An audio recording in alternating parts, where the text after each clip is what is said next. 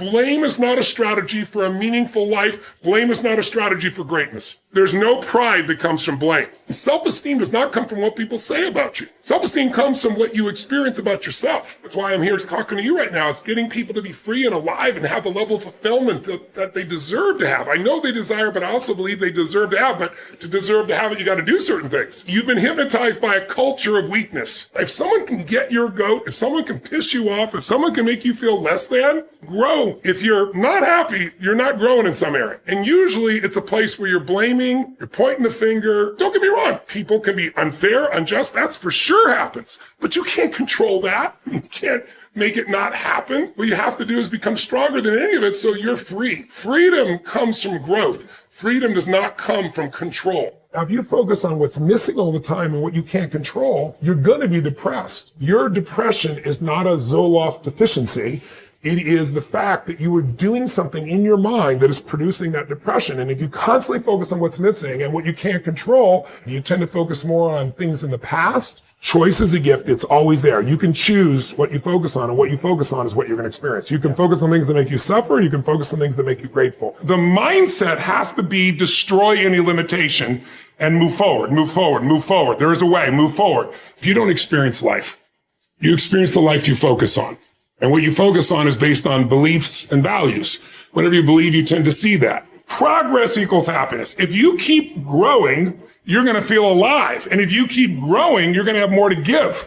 And when you're growing and giving is when life is magnificent. It doesn't matter how many statues, Oscars they give you, or Emmys, or how much money you have in the bank. So it's really an inner game. And I think that's what's missing for us today. Your growth is the only limit to your happiness.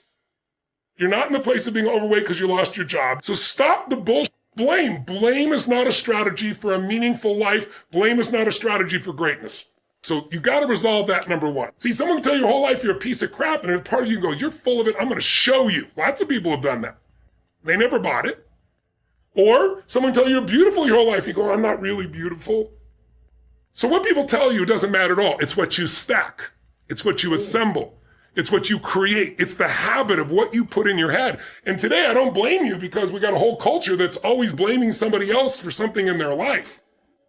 But blame is not a strategy for pride. That's why you listen to these blaming people. They're all angry all the time. What's the one thing to focus on if you can only focus on one? I think it's smart to focus on one thing primarily. But then the answer would be whichever thing you're most desirous of changing. Whatever thing is giving you the most pain.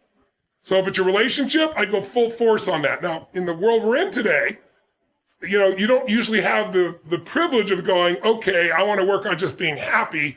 Well, I can train you to be happy while hell's breaking loose. You probably have to work on both your business or financial side and some personal side. I would be working on both.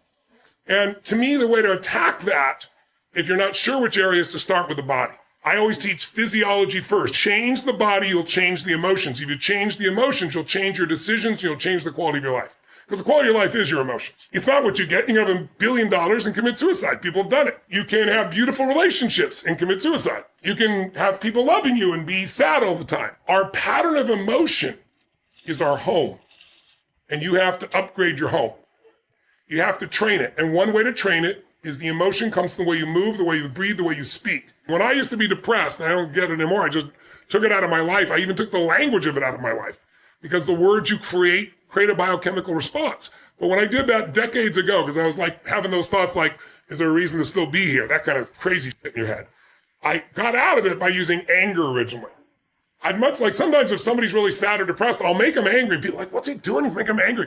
Because angry is much more resourceful than depressed. From anger, I can get you to laughter. I can get you to taking action. And then gradually I got where I didn't need anger. It was about growth. It was about contribution. It was about meaning. Is it really that the entrenched depression is just the way that people think? Or is there something so real to trauma that it's sending you into a neurochemical cascade that you can't get out of in any simple way? $20 billion did some of the most interesting studies in the world, and we didn't move, one person out of depression. The bottom line is biochemistry is part of it, but it is related to what we focus on and what we feel. I can change your biochemistry in a heartbeat close your eyes and have you imagine one thing. I can disrupt you, produce fear. Close your eyes, produce something else. We can produce a parasympathetic effect, a calming effect.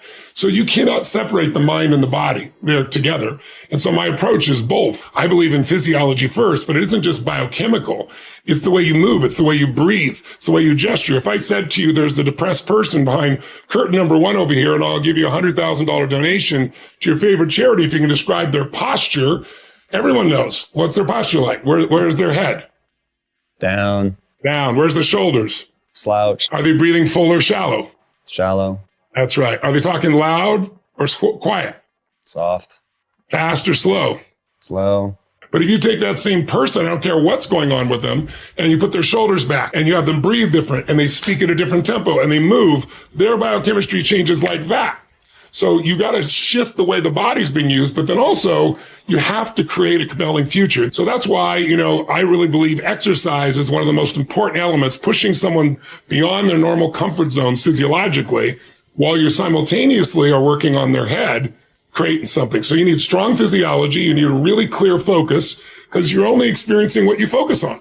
You need something that gets you to move forward. And I feel so bad for the generation today, Z generation millennials, because so many of them are now talking about not even having children because of the exaggeration of the problems. We've always had problems. I remember we were going to run out of oil, where the ozone was going to be destroyed. We've always had these challenges, and we've always learned to adapt to these challenges, whatever those challenges may be.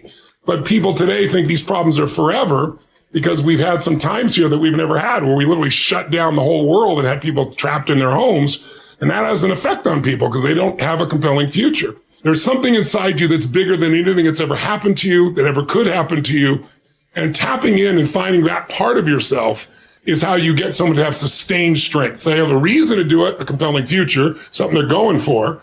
And it's got to be a compelling future about more than just getting by. That's not compelling, or surviving, or doing okay. The secret to anyone who succeeded is they found something they care about more than themselves. As human beings, if you get in your head, you're dead. Almost all of us can find something to be upset about. That's the nature of the mind. The mind is constantly dissecting things, separating, comparing.